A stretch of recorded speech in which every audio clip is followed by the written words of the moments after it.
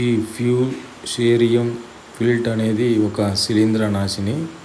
ఈ శిలీంద్రనాశిని ఆశించిన మొక్కలు వాడిపోయి చనిపోవడం జరుగుతుంది. దీని యొక్క లక్షణాలు ఒక్కొక్క పంటలో ఒక్కొక్క విధంగా ఉంటాయి. ప్రారంభ దశలో మొక్కలు వాడిపోయి ఆకులు పసుపు రంగులోకి మారుతాయి. మొక్క యొక్క ఒకవైపు మాత్రమే పసుపు రంగులోకి మారవచ్చు. కాండం యొక్క కణజాలం ముఖ్యంగా మూల భాగం దగ్గరలో గోధుమ ఎరుపు రంగులో ముఖ్యంగా మధ్యాహ్నం సమయంలో ఇవి వాడిపోవచ్చు. దీన్ని నివారించుకోవడానికి ముఖ్యంగా రోగ నిరోధక శక్తి కలిగి ఉన్న రకాలను మనము ఎంచుకోవడం మంచిది.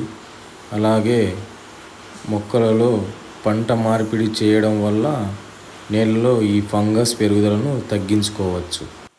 సున్నం మరియు నత్రజని ఎరువులు దీనిని పెంచడానికి ఉపయోగపడతాయి. ఇది మరింత వ్యాప్తి చెందకోకుండా వ్యాధి కలిగి ఉన్న మొక్కలను సోకిన మొక్కలను దాని ఘన పదార్థాలను తొలగించి నాశనం చేయడం చాలా అవసరం. ఈ వ్యాధి సోకిన మొక్కలకు ఆకులు, కాండము మరియు చివరికి మొత్తం మొక్క వాడిపోవచ్చు. తరచుగా వేడి సమయాల్లో అంటే మధ్యాహ్న సమయాల్లో మనకి ఈ లక్షణాలు కనిపిస్తూ ఉంటాయి. ఆకులలో గుర్తించాలంటే ఆకులు పసుపు రంగులోకి మారి కొన్నిసార్లు మొక్క యొక్క ఒకవైపు మాత్రమే ఆకులన్నీ రాలిపోతాయి.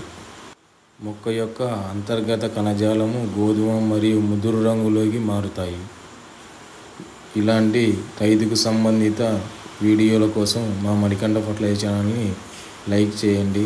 మా వీడియో నచ్చినట్లయితే లైక్ చేయండి, షేర్ చేయండి. మీరు తోటి రైతులకు షేర్